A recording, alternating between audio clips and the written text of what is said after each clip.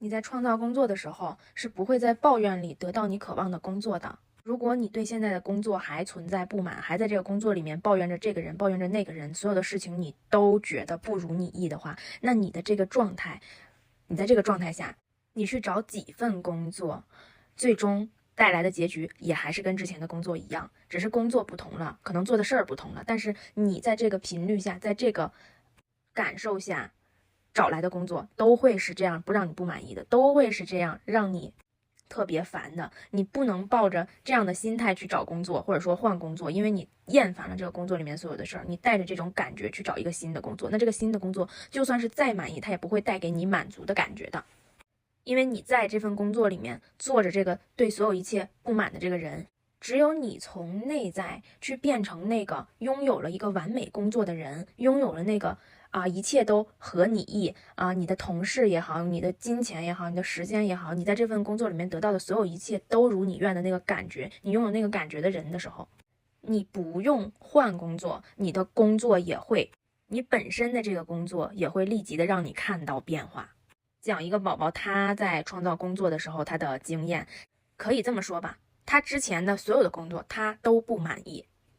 但是他在没有接触这个显化法则的时候，他一直都没有发现他自己这个循环。他在第一份工作的时候，他觉得一切都不满意，总是要加班，压力很大呀，乱七八糟所有这一切呀。然后呢，他就从那块辞职了。就是辞职这个事儿，他也用了很长时间，因为他一直在纠结我要是走了的话，是不是就没有地方去了？我这样的话，那我也没有收入来源了。乱七八糟想一堆，然后那个工作终于辞了，回来了之后去找了一个其他的工作，这第二个工作还是这样，还是不停的加班，还是压力特别大。然后呢，在工作上还是跟以前一样，对他身边的同事也好，上属也好，有很多的不满，觉得上属对我苛刻啦，觉得同事跟我说话阴阳怪气啦，觉得他下面的这些人怎么对他这个态度啦，天天就是在抱怨，天天就是在抱怨。然后说，那我要换一个工作，但是我换一个工作，我又不知道我这个辞了职，我怎么找到另一个工作，我也不知道我该干什么怎么样，乱七八糟一大堆。在他真正的开始用显化法则去显化他要的工作的时候，他决定了他要创造一个他要的这个工作的场景，然后呢，他就去当这个人。他在这个场景里面已经品尝到那个他的味道了。他每天一到了办公室的时候，他就感觉我好像已经在那个世界里面工作着了。我只不过现在坐在这儿，但是我心里面的位置是我已经在那儿了。然后他就觉得他整个工作的这些人上属呀，还有他的同事还有他的下属就都变了。他的上属开始关心他，就感觉跟别人说话还是那么的苛刻，然后不停的让别人加班。到他这儿的时候就会说你今天是不是有点忙呀？今天要太忙的话，你就不用干那么多了。你是不是晚上有约？你要是有约的话，你就提前下班也可以大概就是这样子。然后他就说，我的天哪，我的上司怎么跟变了一个人似的对我。然后他身边的同事们，他开始看着他们都那么的可爱，觉得跟他们交流也那么的融洽，他开始觉得他身边的一切都有变化了。然后他的下属，所有这些人再来跟他说话的时候，他再也不觉得这些人怎么样，他就觉得他们真可爱。他觉得我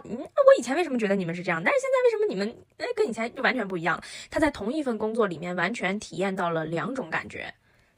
但是其实他身边的同事在体验的那个老板还是跟以前一样的，还是对他们还是很苛刻的，还是要求他们加班的，还是没有那么关心他们的。但是他的老板就是唯独对他就是这么的宠爱。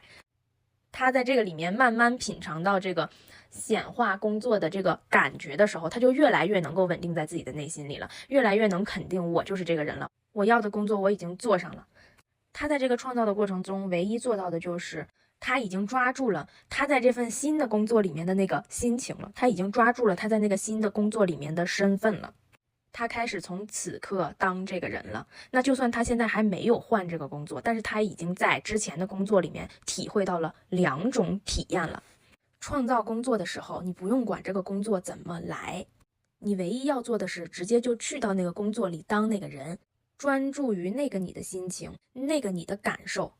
你用你的行为向宇宙证明你是这个人的时候，那宇宙会用最完美的方式匹配你的状态，把这个工作带给你。那可能是你还是做着原来的工作，但是这份工作给你的体验完全不一样了，所有的一切都匹配着你想要的给你，那其实也是一份新工作了。也有可能你会真的换一份新的工作，但这个过程你不用刻意的去抓取，刻意的去寻找，一切会顺其自然来到你眼前。首先是你先做那个已经拥有了这份工作的那个人，你已经满意了，你已经得到了，你已经不再像以前一样抱怨这抱怨那了。如果说你一直还在抱怨的话，那就算你得到一个新的工作，也还会重复以前的循环，因为你还是以前的你。